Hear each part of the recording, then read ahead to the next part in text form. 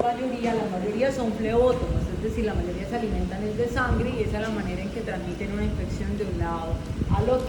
Entonces hay garrapatas que funcionan como vectores, hay mosquitos que funcionan como vectores, hay caracoles que funcionan como vectores.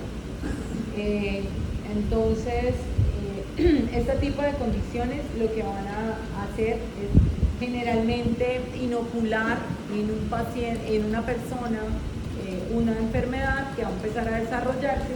La mayoría de los bichitos no tienen la enfermedad, es decir, ellos solo funcionan llevándola, no como mensajeros, no les va a producir a ellos ningún tipo de alteración.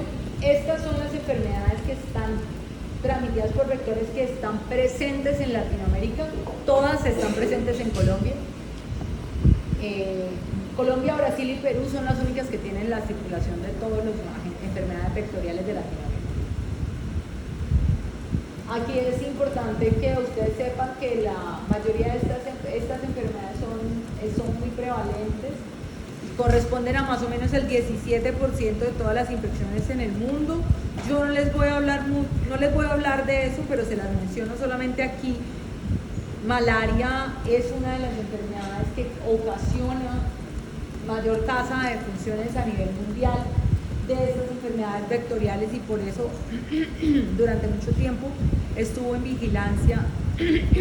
Produce 608.000 muertes por año. De eso van a hablar cuando vean la sección de parásitos en la parte infecciosa. Yo de malaria no hay mucho que decir. Este dato de dengue, ignórenlo, mejor dicho, lo voy a ahorrar de una vez. Porque yo descargué la información de 2023-2024 y se me olvidó cambiarla.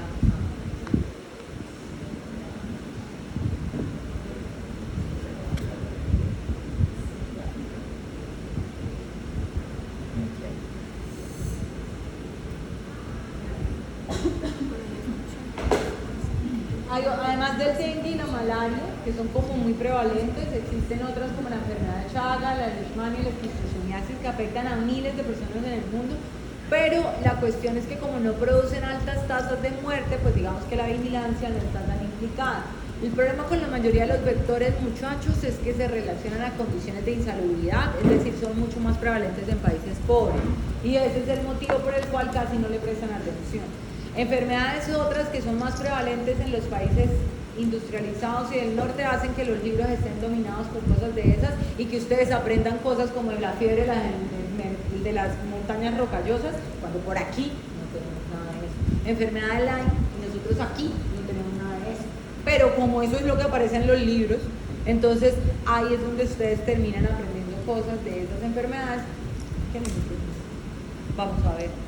Pues por ahora, hasta que tengamos una invasión por los mapaches y que nos los vengan corriéndose de Norteamérica para acá y se queden a vivir acá, entonces ahí sí vamos a empezar a tener fiebre en montañas rocallosas y enfermedad, pero por ahora el problema es que esto determina una alta carga económica. Ya ahorita más adelante les voy a mostrar cómo a medida que tenemos el cambio climático hemos tenido un ascenso en la presencia del mosquito y cada vez hay más en Norteamérica y Europa y por eso es que nos ha empezado a parar un poquito más de bolas alrededor de esa vigilancia. Estas son las enfermedades prevalentes circulantes, las más importantes en Latinoamérica y son las que generan alertas en este momento para la Organización Panamericana de la Salud y es dengue, chikungunya, zika y fiebre amarilla. Lo que les decía, estos son los países en los que tenemos prevalencia. Colombia tiene estos son los que también se transmiten por el Aedes, por lo tanto son los que están como siempre en vigilancia, los vigilan todos juntos. Ojo con fiebre amarilla porque fiebre amarilla tiene una circulación muy específica en determinadas zonas, entonces no entra en el diferencial, no está presente en todos los diferenciales. Entonces no va a estar ahí. Vamos a entrar a hablar primero específicamente de dengue. Siempre el manejo con el dengue va a estar orientado al control del vector porque no existe un tratamiento específico para la enfermedad. Entonces la forma de nosotros poder controlar las tasas de transmisibilidad está en tratar de controlar el vector. Entonces, siempre todas las campañas están orientadas a esto. Por favor, evitemos los criaderos de mosquitos, ojo con las aguas estancadas, ojo con esto, porque es que resulta que el ciclo del mosquito es muy específico, ¿sí? Entonces, la hembra pone los huevos y los huevos quedan en el agua y resulta que esos huevos, hasta que las condiciones no sean óptimas, pueden vivir hasta casi 2 años. Una vez que las condiciones de temperatura y el calor son óptimas, el huevo eclosiona y sale la larva. Y a las 2 semanas sale el mosquito. Entonces, ahí es donde uno tiene que estar pendiente, porque la gente, listo, pues el huevo se pone en condiciones de lluvia, entonces hay que estar pendiente de que los criaderos no estén en los depósitos, pero se les olvida que en las zonas calientes, en el momento que la temperatura aumenta, es que el agua alcanza la temperatura ideal para que el huevo eclosione. Y resulta que en las temporadas de calor es donde la gente reserva agua, porque nosotros vivimos en países donde la distribución del agua no es adecuada. Y muchas de las zonas, la gente en época de lluvia recoge el agua para poderla utilizar en la época de sequía, porque de esa manera es que funciona. Nosotros aquí, cuando llueve no tenemos agua porque los ríos se desbordan y las cuentas se dañan. Y cuando no hay agua, pues no tenemos agua porque no llegan los ríos y tenemos el problema. Entonces, eso hace que nuestros países tengan estos picos tan malucos. Y lo que les digo, el problema principal es que esto es de gente pobre. El año pasado hubo un pico gigante en Bangladesh con una afectación de casi el 40% de la gente. Y el otro pico gigante que hubo con unas tasas horribles de infección fue en Perú. Entonces, aquí la gente no le pone muchas bolas porque nosotros somos países pobres y digamos que tenemos ese problema. Entonces viene CDC, hace las intervenciones, hacemos las cosas, pero pues ya sabemos que lo que pasa con nuestros gobiernos, o puede pasar cosas como en el nuestro, que dicen nosotros necesitamos ayuda de Estados Unidos porque aquí no hay dengue. Les voy a mostrar ahorita más. Sí, o sea, sí hay dengue, pero la gente no se muere de dengue, se muere de otra cosa. Pues es que, o sea, sí tiene dengue, pero pues es que él tenía, no sé, un cáncer de próstata que lo estaban haciendo tratamiento hace 4 años, entonces, pues lógico se murió del cáncer de próstata, no el dengue. Ese tipo de cosas son las discusiones que nosotros tenemos en las unidades de análisis.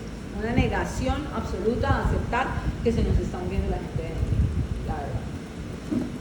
El impacto económico radica en que tiene una alta carga para la salud pública. Estos pacientes generan un desgaste en el sistema. Existe una alta prevalencia de la enfermedad. El mosquito no está en toda Latinoamérica. Canadá y Chile no tienen mosquito. Uruguay sí tiene mosquito, pero en Uruguay no se ha detectado transmisión de dengue. Lo único que tenemos que hacer es tratar de controlar el vector, y estos son los datos que yo les decía que les tenía. Fíjense que el reporte más alto que se había hecho a nivel mundial para dengue se hizo en el año 2023, quiero que recuerden cuáles son estas cifras. 80% de los países a nivel mundial reportaron dengue, con un máximo histórico de casos de 6.5 millones a nivel mundial, con 7.300 muertes. De esos 6.5 millones de casos a nivel mundial, 4.5 millones de casos fueron en Latinoamérica. ¿Sí? Que eso es como bastante importante, porque siempre nos decían que los casos y la prevalencia de los casos de dengue, el 70% ocurrían en Asia. Y fíjense que el año pasado, 2/3 partes, 66% de los casos ocurrieron en Latinoamérica. Y si bien nosotros no teníamos unas tasas de muerte tan altas, 2.300 muertes, o sea, no representamos la mitad de las muertes comparativamente, sí es para nosotros fue muy importante la tasa de mortalidad. Muchachos, eso fue 2023. Quiero que se fijen en la tabla de OMS para 2024. Casos reportados de dengue hasta 30 de septiembre. 11 millones de casos. Es el doble de lo que se reportó para nivel mundial el año pasado. Muertes, 6.932 muertes. De lejos, este ha sido el año más importante en casos de dengue. Es el doble de lo que tenemos reportado para el año pasado y nos falta todavía un trimestre entero para vigilar. Tan grave es el problema que cuando empezó el pico el año pasado, que empezó en noviembre la primera alerta, nos dijeron que el pico iba a durar a abril, a mayo, a julio. Estamos en octubre y seguimos en pico de dengue. Nosotros no hemos tenido una sola baja en la epidemia. Vamos en en focos específicos, algunos municipios más, algunos municipios menos, pero todo el año hemos estado en alerta naranja o roja para dengue en Santander. Entonces, es una enfermedad que es muy prevalente, es una enfermedad a la que ustedes tienen que escuchar hablar todo el tiempo, es una enfermedad que tienen que tener presente siempre en sus enfermedades diferenciales, porque es una cosa a la que van a estar expuestos en su consulta todo el tiempo. No hay un solo médico que no deba saber, por lo menos en esta área, de dengue. Es una cosa que ustedes tienen que aprender a manejar, tienen que saber cuáles son los síntomas, tienen que saber cómo son el diagnóstico. Este es el mapa a nivel mundial de lo que tenemos en los últimos 3 meses de picos de incidencia o información específica. Entre más rojo esté pintado el país, más prevalente es la enfermedad en este momento. Los puntos y los circulitos son zonas en las que se han detectado más un cierto número de casos. Entre más grande sea el círculo, más casos han habido. Pueden ver que en Latinoamérica estamos en punto específico en este año. Esta tabla que muestra los últimos 3 meses. Esta es la hoja esto es tomado del protocolo del Instituto Nacional de Salud. El protocolo lo actualizaron con fecha abril 2024. Escúchenme bien esto porque de pronto van a escuchar una información diferente. El dengue se puede transmitir por Aegypti y por albopictus. En Colombia no hay detección de transmisión por albopictus. En Colombia no hay detección. Yo no estoy diciendo que el dengue no se transmita, solo que en Colombia no está descrito, al menos eso dice el Instituto Nacional de Salud, que es el que rige y el que manda, ¿sí? Entonces, para que lo tengan claro, no es lo mismo que no se transmita, aquí no está detectado. O sea, sí hay albopictus en Colombia, sabemos que tenemos albopictus en los bordes de las porciones selváticas, tenemos albopictus en todo lo que es los departamentos del borde de la Amazonía, parte de la Orinoquía y parte del norte de Santander, que tiene la porción esta del bosque tropical del Catatumbo. Ahí hay albopictus, pero no hay transmisión de dengue, al parecer, por albopictus. La transmite la hembra es la que pica, la hembra es la que pone los huevos, y el que transmite la hembra de la albopictus, la hembra de la Aedes es la que transmite el proceso de infección. El periodo de incubación es más o menos 3 a 4 días, y para hacer infección tiene que transmitirlo de humano a humano, es decir, ella pica a un humano enfermo y pasa a otro humano, ¿sí? El reservorio es pleno humano para la clasificación de dengue es dengue con signos, o sea, una ola de dengue sin signos de alarma, dengue con signos de alarma y dengue grave. Esa clasificación vieja, dengue hemorrágico, no sé qué, eso ya no existe. Hace mucho tiempo, en 2004, 2005, dejó de utilizarse esa clasificación. Dengue con o sin signos de alarma, dengue grave. ¿Cuáles son los síntomas que le hacen a uno pensar que un paciente puede tener dengue? Entonces, los signos clínicos que le dan a uno el diagnóstico presuntivo es, primero, provenir de una zona que haya circulación de dengue. Para Colombia es todo lo que esté por debajo de 1.200 metros sobre el nivel del mar, o sea, casi que todo el país, ¿sí? Entonces, eso es lo primero, provenir de una zona en la que haya circulación de dengue. Segundo, un síndrome febril que se asocie a artralgia o dolor articular. Tercero, tener cefalea, pero esta cefalea tiene una característica específica, es que produce dolor retroocular, o produce dolor ocular. Eso es muy característico del dengue. Cuarto, un rash cutáneo. La presencia asociado usualmente a la fiebre, el paciente presenta enrojecimiento a parches de la piel. El rash del dengue es de apariencia reticular, es decir, que parece como una red, son líneas que uno ve en estos pacientes. Y lo otro que puede asociarse a estos pacientes es la presencia de una prueba de torniquete positiva o la aparición de petequias de manera espontánea, ¿sí? Ojo, que esto va en relación con esta parte de acá. Está descrito muchísimas veces los cambios que produce el dengue y que tienen que ser específicos. O que esto es un síndrome febril con dolor articular. Eso es el dengue. La trombocitopenia no es específica para el dengue. La trombocitopenia es un signo de alarma. No tener trombocitopenia no descarta el dengue.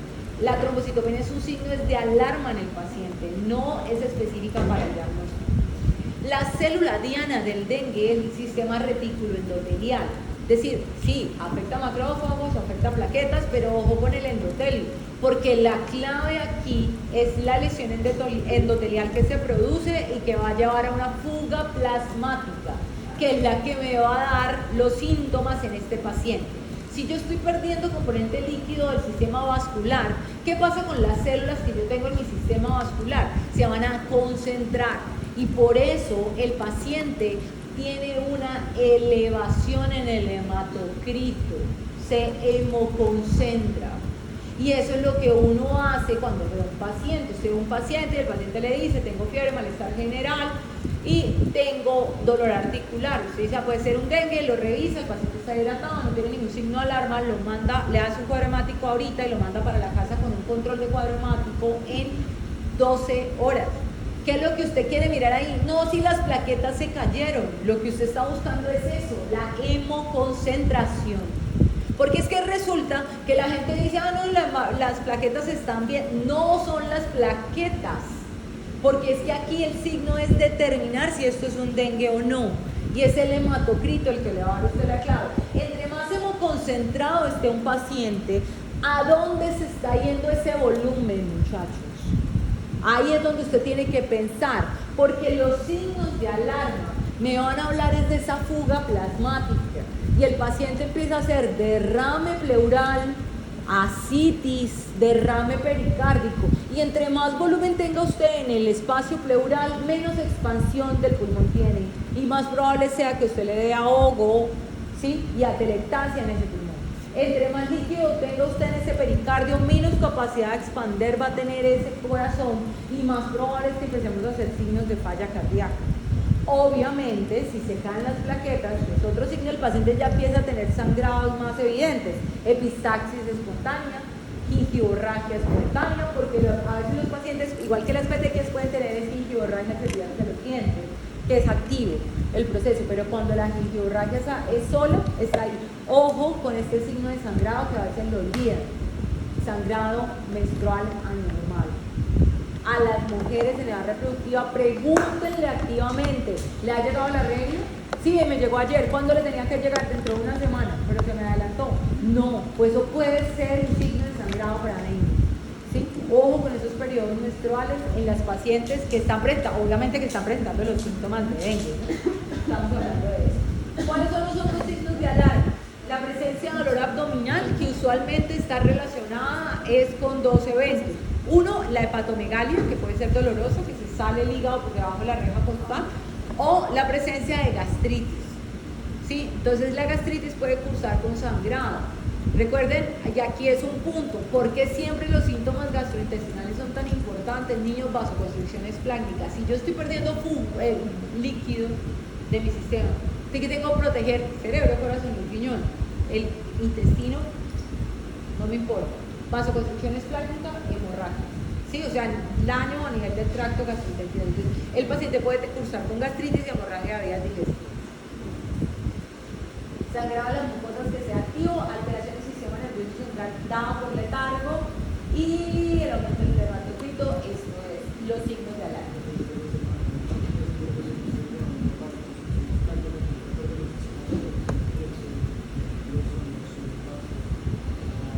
Porque la respuesta viene de los plásticos. Por la respuesta nerviosa que produce vasoconstricción, o sea, la descarga esplácnica produce vasoconstricción. El dengue grave está relacionado ya es con manifestaciones de lo que el paciente pudiera estar presentando en estado de shock.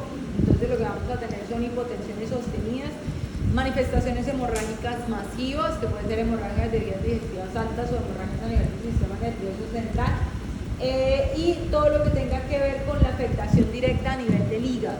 Esto está relacionado con fallas hepáticas dadas por la elevación de las transaminasas y la presencia de ictericia.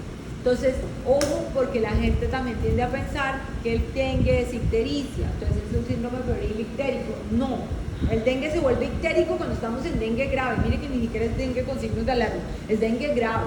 Para que yo tenga ictericia por dengue, ya tengo que tener falla hepática.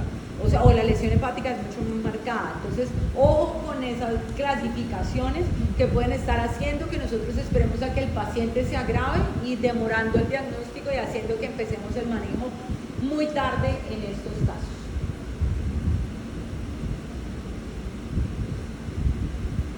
Las pruebas de laboratorio nos van a orientar siempre en ese proceso. Yo no voy a entrar mucho en hablarles las pruebas virológicas porque eso lo van a ver con la doctora Raquel, que se enfoca bastante en dengue, y van a ver todo ese proceso. Pero porque hacen todo mala cara cuando yo digo Raquel, pobrecita. Ah, acabaron de salir de eso, ya vieron todo eso. ¿Fue segundo corte? Yo pensé que lo veían en tercero o cuarto. ¿Parásitos?